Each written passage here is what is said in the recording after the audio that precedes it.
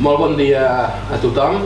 Com a director de l'Institut Català de Paleontologia Miquel Crusafont, us vull donar la benvinguda en aquest acte que té un doble objectiu. D'una banda, inaugurem una exposició temporal anomenada Invisibles i Ocultes, i d'una altra, més important, aprofitem l'avinentesa per fer un acte d'homenatge a la doctora Lourdes Casanovas, que va ser investigadora d'aquesta casa durant molt de temps. Llavors començaré una mica explicant sobre l'exposició. Es tracta d'una exposició temporal produïda pel Museu de Ciències Naturals de Barcelona, que està adaptada per la itinerància per la xarxa de Ciències Naturals de Museus de Ciències Naturals de Catalunya i que es podrà visitar aquí a l'ICP fins al mes de desembre. Es tracta d'una exposició que posa el focus en 24 dones científiques que, des de l'antic Egipte fins a la Gran Bretanya del segle XXI, han estat, per raó de gènere, silenciades o bé apartades o directament esborrades de la història de la ciència. Malauradament, per raons d'espai, no hem pogut exposar els plafons de totes 24 dones, hem hagut de fer una selecció, tenint en compte criteris de representar diferents èpoques, països i disciplines, però sí que hem volgut contribuir afegint un plafó a la doctora Casanovas, que quedarà incorporat en aquesta exposició i a partir d'ara anirà viatjant per diversos museus de la xarxa durant la seva itinerància. També per iniciativa pròpia hem afegit a l'exposició dues vitrines amb material que va estudiar la doctora Casanovas. Durant una banda, a la planta baixa, hi ha una vitrina amb material de Pararhabdo donisonensis, trobat a Isona, i al primer pis trobareu unes rèpliques de l'Osillosaurus giganteus del País Valencià. Estem molt contents d'acollir aquesta exposició, que dinamitza els continguts que oferim als visitants del museu malgrat el reduït espai de què disposem i que és l'avançada de canvis més profunds que tindran lloc segurament durant el proper any. Us anuncio, per tant, que estem treballant en una nova museografia per l'exposició permanent de l'ICP i que esperem que estigui llesta coincidint al 2024 amb l'any de Sabadell, capital de la cultura. En aquest sentit, vull agrair la presència del regidor de Cultura de l'Ajuntament de Sabadell, el senyor Carles de la Rosa, el suport que hem tingut recentment de l'Ajuntament, que en el passat ple municipal van aprovar la incorporació de l'Ajuntament al patronat de l'Institut Català de Paleontologia.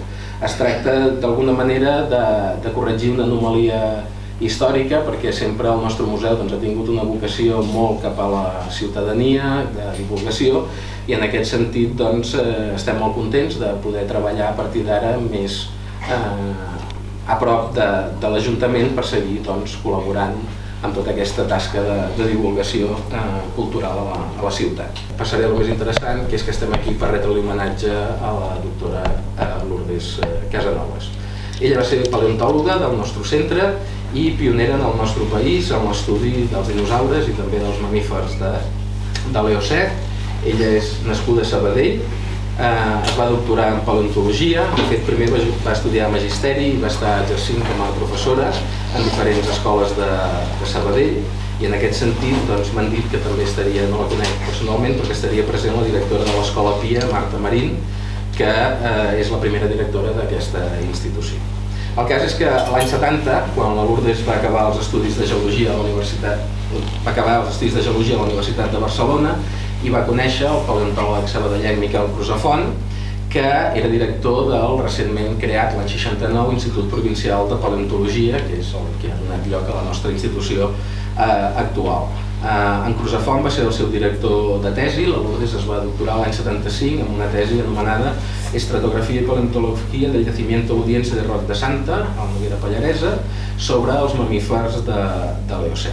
En aquest àmbit va dirigir una tesi doctoral, però Miquel Crusafont també la va animar a estudiar unes petjades de dinosaures que s'havien trobat a La Rioja i a partir d'aquí, amb el seu marit, en Josep Vicent Santa Fe, que també era investigador del centre, van estar estudiant tota una sèrie de dinosaures de la península, principalment dels Pirineus, però també del País Valencià. Per exemple, l'any 1993 va descriure la nova espècie de dinosaure Pararaptodon isonensis de fa uns 70 milions d'anys, que ja us he dit que tenim exposada en una vitrina. Es tracta d'un dinosaure d'aquests de bec d'ànec, herbívor, amb una cresta, etc. I que es va trobar, com ja he dit, a Isona, al Pallars Jussà. També va descriure l'Osillosaurus giganteus, que també tenim exposat en una altra vitrina al primer pis. També destacar que té una espècie dedicada per l'investigador Cuesta Ruiz Colmenares, que és el Cantabrotherium casanovasae, que és un avantpassat dels cavalls actuals, que hi havia fa uns 40 milions d'anys a la península Ibèrica i que es troba exposat a la Universitat de Salamanca. Bé, podria seguir perquè com a investigadora de l'institut la Lourdes va publicar molts articles científics en les revistes més prestigioses d'aquell moment i va escriure llibres científics, incloent-hi llibres de divulgació dels dinosaures. Però en fi, ja m'he estès prou. Donaré la paraula a la Judit Marigó, que és investigadora del grup de paleoantropologia i paleoprimatologia del centre, que estudia sobretot primats de l'Eocè i que es pot dir que d'alguna manera ha seguit els passos, els camins que va iniciar la Lourdes en aquest sentit. Gràcies, David. Bé, jo vaig conèixer personalment la Lourdes fa relativament pocs mesos, gràcies a Teresa Esquirol i a Teresa Requena, que anaven a casa seva, que anaven a parlar amb ella i em van dir si em feia il·lusió conèixer-la. I evidentment me'n feia molta, de seguida vaig dir que sí i em va fer moltíssima il·lusió. Potser per la Lourdes va ser un dia normal d'algú que la visitava, però per mi va ser tot un honor poder parlar amb ella aquell dia i parlar de coses de paleontologia, d'experiències viscudes. Fins a aquell moment no la coneixia personalment, realment, o sigui, només la coneixia a través dels seus articles, sobretot de la seva tesi, que a Lourdes encara fem servir molt. Fins i tot els estudiants que comencen, una de les primeres coses que llegeixen és la tesi de la Lourdes, hi ha molta informació allà, que encara és útil. Però, a banda de la seva vessant científica, que evidentment sempre m'ha interessat molt i que he hagut de llegir tots aquests articles perquè treballo jaciments semblants o moltes vegades els mateixos, els que treballava a la Lourdes, sí que és veritat que sempre m'ha cridat molt l'atenció des que vaig començar el fet que la Lourdes fos una dona. Evidentment, jo quan vaig arribar aquí a l'ICP no hi havia massa dones que es dediquessin a la paleontologia i per mi era un exemple a seguir. No puc evitar, per això, pensar en com ha viscut la seva vida des d'una altra perspectiva, perquè a vegades ens ensenyen la carrera científica només des d'una banda, però potser les dones ho vivim d'una manera diferent i penso que la seva opinió és molt important també, reconèixer-la, sobretot pel fet d'haver estat una dona en un món d'homes que no sempre és fàcil. Perdoneu que m'emociono, Bé,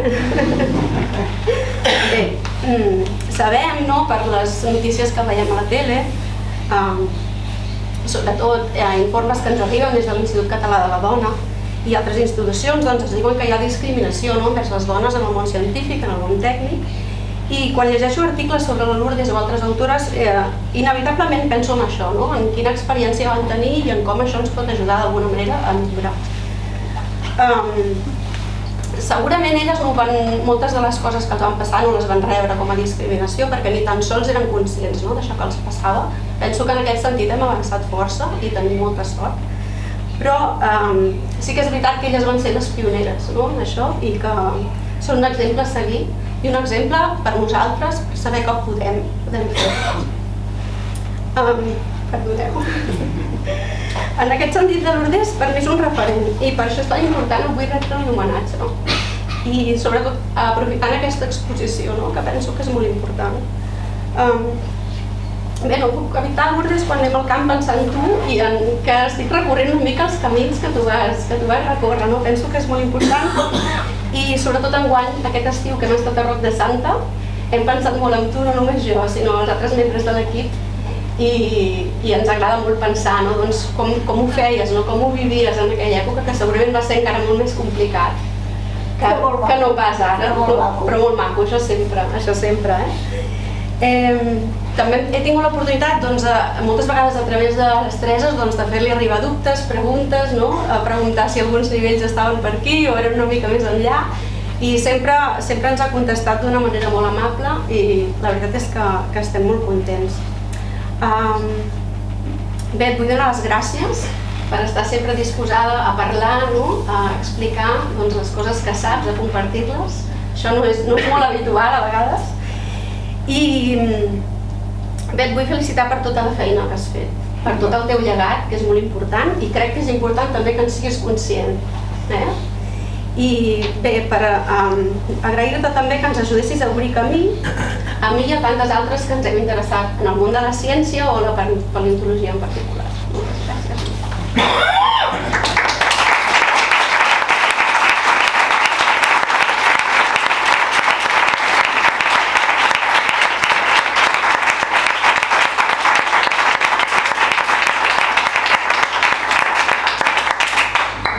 Bé, moltes gràcies, Judit. Donaré ara la paraula a l'Àngel Galobart, que és el cap del grup d'ecosistemes de dinosaures del centre i que, diguéssim, és la persona que més ha impulsat aquesta línia de recerca sobre dinosaures que van iniciar la Lourdes i el Pepe Santa Fe i, en fi, millor que parli l'Àngel. Gràcies, David. Gràcies, Judit. De fet, m'heu deixat poca cosa ja per dir, perquè ja ho he dit jo. Lourdes, jo portava aquest llibre de la geologia i paleontologia dinosaurios de les capes rojas de Morella. Aquest és un clàssic pel que ens dediquem al tema dels dinosaures, però també pel que fa a la paleontologia en general. Aquest llibre recull les campanyes que vau fer, sembla 78, 79, 80, per Morella, i que, de fet, clar, no li donem potser massa importància, això és un volum que va treure en el seu moment les Diputacions de Castelló i de Barcelona, però que en certa manera serien un fenomen que es va donar a nivell de país, que ja venia dels Estats Units, que era aquest renaixement dels dinosaures, el Dinosaur Renaissance, que va tenir molt èxit i que aquí, en certa manera, vau ser vosaltres qui vau començar a cridar l'atenció sobre aquests éssers estranys que són els dinosaures. Llegint coses teves, Lourdes, he vist en algun articulat de divulgació que has fet que ja als 60 ja havia, el Crusafont ja havia enviat de corresponsal a la Rioja. Què passa allà? Ell ho volia tenir tot controlat? Ell volia tenir tot controlat. Exacte, i enviava els estudiants en aquell moment, que eren estudiants de geologia, cap a la Rioja, i de fet vau ser els primers que vau començar a treballar els articles, les penjades dinosaure, i els articles que estan primer signada com Casanova i després Santa Fe de l'any 71 i 74, doncs són uns precedents del que seria després tot l'estudi de la Rioja. O sigui que aquí hi ha obrim pas de... Avui dia està estudiat, hi ha moltíssimes coses a la Rioja, però... Però qui va començar? No, bueno... Estic apuntant les coses bones. I en aquest cas, aquest punt que encara no havíeu acabat la llicenciatura, que ja estàveu fent aquests treballs i que us vau publicar al principi dels anys 70. Tornem als 70, aquí ja sou professors, almenys tu eres professora, i és quan anem en aquests treballs. Esclar, hem de recordar que en aquella època, treballant com treballava de professora, doncs les excavacions no es feien de manera professional, sinó que es feien a les hores lliures, és a dir, a l'agost, bàsicament a l'estiu. Però el que és molt important, de fet, a Morella tot ve una mica també d'aquell moment com apareixen moltes restes, hi ha en Francisco Yuste que col·lecciona les restes fins al punt que el mateix Ajuntament està preocupat o interessat amb el tema i decideixen reunir els millors investigadors que hi ha en aquell moment. Per tant, tenim la Lourdes, tenim el Pepe, tenim el Pepelu, el Sans, i tenim el pare Calçada. I van fer un equip que veuen allà, que devia ser bastant complicat, i que entenc que va ser com una excavació que podríem considerar ja moderna, perquè van fer servir màquines excavadores, maquinària pesada, veu arribar a fer motlles de grans extensions d'ossos, una cosa que ara pot ser comuna, però fa uns quants anys, era una cosa molt pionera. I ja per acabar de reblar el clau és que els materials no van poder pujar a Sabadell, els vau estudiar directament. A Morella els vam estudiar directament. Els vam estudiar a Morella, els que estàveu vosaltres, però també amb l'ajut d'un equip que sembla que hi havia en Pere Ris i en Ciso Sánchez, que eren els treballadors de camp. Bueno, el Pere ha sigut una mica precursors de tots els que han fet la preparació paleontològica aquí al centre. Avui tenim la Isabel Pellejero per aquí, que va ser la restauradora, però que pel que sé... Que Pere Ris se l'ha portat tot arreu. I que tu col·laboraves molt amb el que seria la preparació... Sí, perquè ell sol no podia tants ossos que traiem. Amb el... I quan arribàvem aquí al museu també havíem de col·laborar, perquè el senyor l'home... Sí, el que jo trobo molt important és que estem parlant de llibres, estem parlant d'articles científics, però també, com hem parlat amb les petjades, van ser els pioners, va ser la pionera en donar aquest avís de la importància, en aquest cas dels fòssils ja han començat a Rioja, ara estem a Morella, i que també aquests fòssils que van extreure, van estudiar, van ser la base pel Museu del Temps de Dinosaure, que actualment continua funcionant a la zona. I part del Museu de València també. Sí. I part del Museu de València van anar també. De fet, jo conec a la Lourdes des de l'any 85, que és quan vaig entrar a l'institut com a col·laborador i després com a becari. Ella ja era investigadora de plantilla quan jo vaig entrar, i estaves aquí com a investigadora. Jo, en certa manera, vaig fer un recorregut similar. Jo vaig començar a estudiar mamífers, avui tenim aquí el director de tesis, en Jordi Agustí, i després va ser amb ella, amb tu i el Pepe, doncs que l'any 90 vaig fer la meva primera excavació de dinosaures, un jaciment que havíeu trobat vosaltres quan havíeu anat allà al camp. I que llavors vam fer la primera excavació a València, a Aras del Puente, que avui es diu Aras de los Olmos, han canviat el nom, i a partir d'aquí va sortir, ja ho ha dit en David abans, una espècie nova, el Lociliasaurus giganteus, que vam estar excavant... Perquè l'Ocilla era el poble d'allà. Exacte, l'Ocilla era l'aldea, que hi havia més propera. I que vam estar 4 o 5 campanyes, 4 o 5 temporades, extraient els ossos. Tornem a lo d'abans. Sí que van sortir articles científics, van sortir noves espècies, però també va ser la manera de cridar l'atenció a un altre lloc de la península amb un potencial que ara s'ha demostrat molt important, amb molts nous jaciments que, de fet, vau ser vosaltres, va ser tu qui vas començar a tirar del fil d'aquesta zona. Però, de fet, és que els murallans s'hi van volcar. I avui dia, un dels murallans que s'hi van volcar, i molt important, avui dia és el president de la Generalitat de València. Que quan hi anàvem el tractàvem de tu a tu.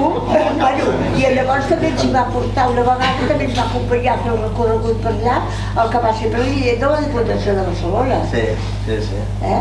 Que era murallat, i va venir a l'excavació, i va estar també 8 o 10 dies i tal. Ja, per anar acabant, perquè si no explicaria aquí batalletes, però veig que ja... Vull centrar-me en el territori que tenim més proper, que seria el territori d'Isona. Abans d'anar a València ja vau estar treballant el que seria aquests jaciments, vau descobrir jaciments clàssics que nosaltres amb el nostre equip encara avui dia estem excavant, com Nerets o Sant Romà de Vella, que com ha dit el David, ha donat una nova espècie. Després nosaltres n'hem descrit 5 més d'espècie de dinosaure. Vull dir que el potencial hi era. Doncs a veure si envieu algun dos. Quan siguem a fora m'ho dius això. I tornem una mica al mateix d'abans. També veu, en aquest cas, els teus treballs, si comences a buscar si tu poses a internet Casanovas Clarelles ML, et sortiran desenes de treballs científics que vas tirar endavant tu i amb els... A la Viquipèdia. I a qualsevol base de dades, no? Però el que deia abans també va ser, en aquest cas, a Catalunya, doncs qui va obrir la porta a continuar aquests estudis, i sobretot allà tenim el Museu d'Isona, que es va inaugurar l'any 95, és a dir, fa més de 25 anys, i que també va ser per la vostra insistència i per lo passats que dieu. I també era, sí, l'Agustí Graells també era molt content. I de totes maneres jo penso que el fet que ara no recordo l'any, es va crear la Societat de Paleontologia.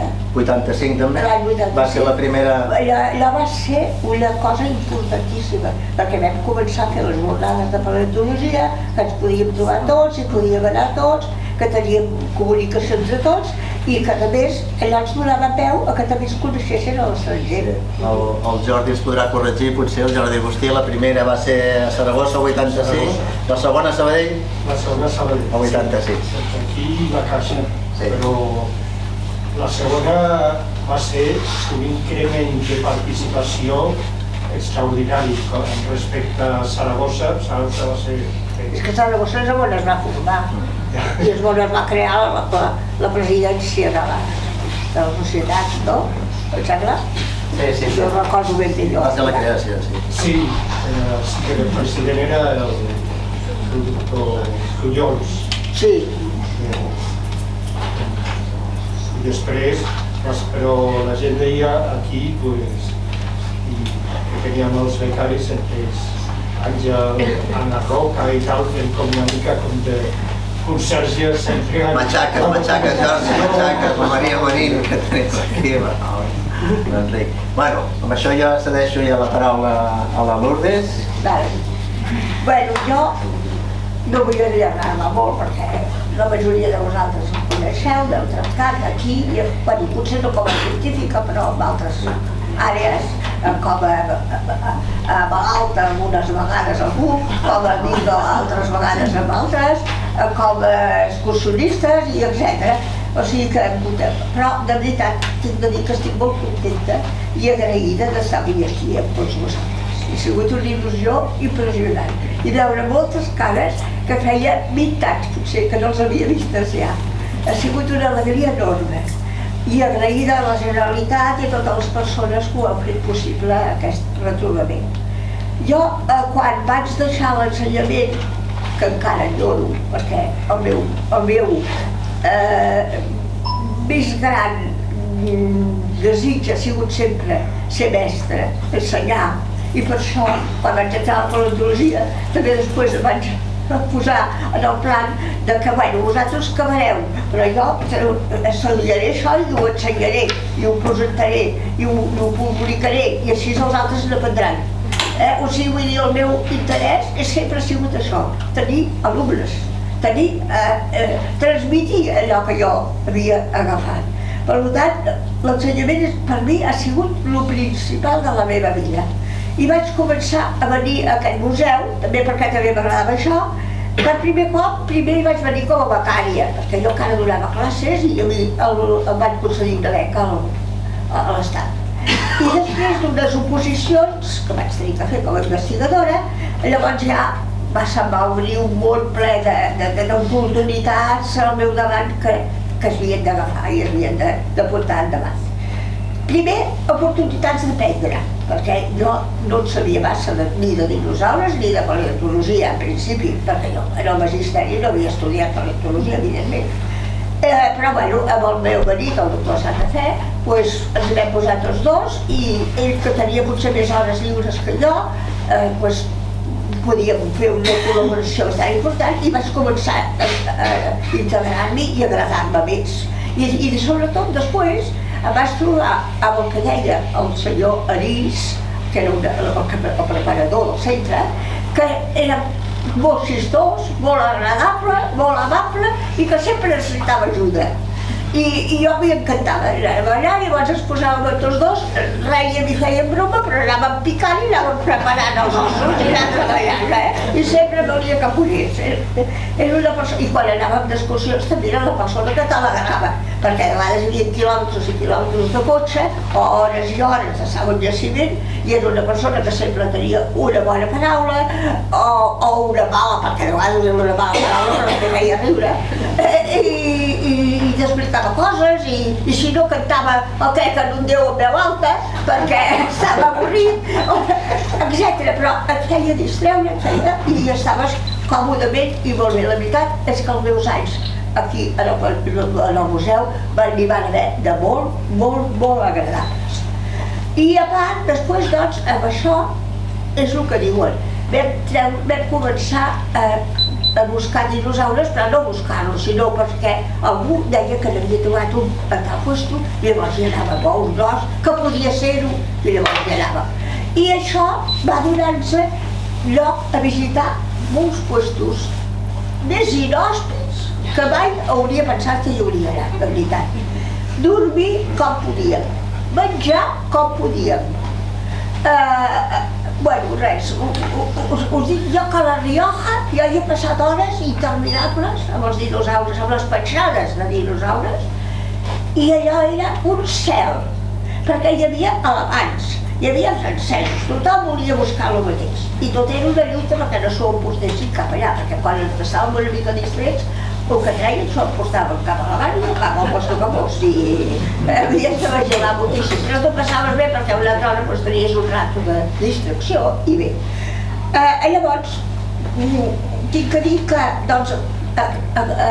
la paleontologia a mi em va donar uns coneixements que no tenia només en el magisteri, i a més fer molts amics que després han sigut companys i companyes repartits en 3 continents, perquè jo he estat als Estats Units per la paleontologia, he estat a Àfrica per la paleontologia i a Europa, mitja Europa per la paleontologia. L'únic continent que no coneixo és Àsia, bueno, ni sé, però els altres, un mes sencer a Tunísia, que bueno, en aquell moment estaven bastant encara atreçadets, i només venien a darrere de les noies que estaven per allà. I havia passat bastants mals ratos, perquè era l'única noia que hi havia de tots els autors. El grup que érem 5 o 6, hi havia un anglès, un grec, el doctor Cruzafont, la doctora, hi havia la doctora Volpe i jo. I bueno, jo només recordo un dia que anàvem amb el cotxe per la carretera i no sé qui va ser, va dir allà dalt que hi ha muntanya, tal com penso jo, em fa la fita que ha de ser un terreny bo per trobar-hi alguna cosa. I van dir, bueno, doncs deixem el cotxe aquí i anem allà. Allà hi havia una hora i mitja de pujada, i llavors el que s'estaria, el que va tornada. I em va dir, tu pots quedar aquí al cotxe i ens vigiles el cotxe perquè no passava ningú per la carretera. Diu, i igual ens trobem després sense cotxe. Vale, vinga. Però resulta que després, quan van fer mitja hora, 3 quarts o quasi una hora que érem fora, me'n va aparèixer un senyor, un àrab de Tunis, cap allà. I què fas aquí? Què deixes de fer? I jo li vaig explicar, i només li deia, els meus companys estan a punt d'arribar. Els meus companys estan a punt d'arribar. Perquè jo no feia tal gràcia, perquè va començar. És que jo estic molt bé, diu, mira, ara m'he comprat una gabardina, i una llotja, i no sé quantos, i tinc 2 cabres. Jo pensava, això s'acabarà malament. Això s'acabarà malament. Jo, sí, oi, que bé que estàs, oi que sí. Sí, i allà tinc com una caseta que m'he fet per conrear tot això, i estic molt bé. Jo, sí, però mira, estan a punt d'arribar, perquè em sembla que ja estan baixant. Fins que es va cansar d'aguantar l'espelma, o de fer d'enraunar, i va despedir-se. Bueno, això va passar més d'una i una altra vegada. Una altra vegada vam haver de travessar un riu que pràcticament no portava aigua, però que no hi havia pont ni es podia travessar per baix. I el pont estava alt, però només hi havia les barres travesseres. I havies de posar un peu a cada barra travessera i quan anaves a baix deies, si no el poso a puesto, aquí acabarà malament. Vull dir que de coses d'aquestes us ho puc explicar bastant. I me'n recordo d'aquesta vegada perquè jo deia, jo no puc, jo no passo, jo no puc, jo no passo. Em va agafar un d'allà i un dels que venia, que em sembla que era una anglesa aquella vegada, un avi bastant anglès, em va agafar pel braç i diu, tu vens amb mi! I sí, vam passar. O sigui que vull dir que d'històries us en podria explicar moltes. I de la paleontologia estic molt agraïda per totes les coses, perquè jo viatjar m'ha agradat, estar fora de casa m'ha agradat i estudiar m'ha agradat. Per tant, la meva vida, gràcies a Déu, i dic que donar gràcies a Déu, ha sigut en aquest aspecte molt amable i molt bona.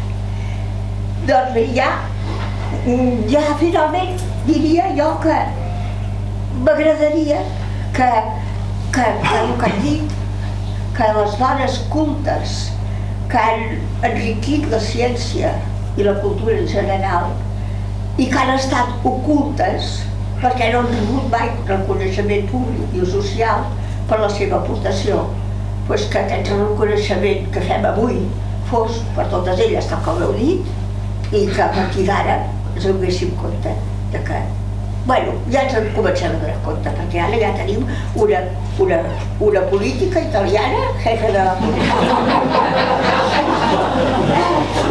una primera ministra inglesa, nota o de la NATO o del que sigui, també una noia, o sigui que anem bé, perquè la pobra Maria Curie se les va passar negres en aquell temps, i és una que ens coneixem. Però si volem parlar, per exemple, de la benefactora que durant la guerra civil espanyola i guerra civil i guerra del 39 al 45, a França, per exemple, es va fer càrrec d'una maternitat i va portar a ajudar totes les dones i totes les criatures i les va salvar de tot el que passava quan els alemans havien envaït França. De totes aquestes en sabem molt poques coses. Si sabem poc de la primera dona que a Itàlia va posar una escola per criatures, molt pocs coneixem això. Ara sembla que surtin més llibres o més coses, però i a l'escola ens fan llegir aquestes coses. No ens les expliquen, no ens les fan llegir, no ens les feien llegir mai. Jo això us ho dic ara perquè l'altre dia vaig anar al Corte Inglés, perdoneu que us posi aquesta vaig anar al Corte Inglés i vaig trobar una col·lecció de llibres per primer, en anglès, per primer de batxillerat, fabulosa, i n'hi ha un que està dedicat a això, a les dones desconegudes i que han fet feina. Vaig quedar molt parada, perquè això és per alumnes de batxillerat d'ara, del primer de batxillerat. I en anglès, i a la millor no tenim el castellà. A mi en espanyol no ens n'hem preocupat. O sigui, de vegades ens queixem i de vegades és que no fem res per aliberar les coses. Bueno, res més. Que hi hagi, que tots els que comenceu tingueu molta sort, els que comenceu que ja hi sou, que pugueu fer moltes coses, que us sentiu feliços fent-les i que si alguna cosa alguna vegada va malament, penseu que sempre hi ha alguna pedra en el camí, que sempre hi ha, però que a vegades es poden sortejar i si no es poden sortejar es pot donar la volta i no saps. D'acord, i gràcies per venir.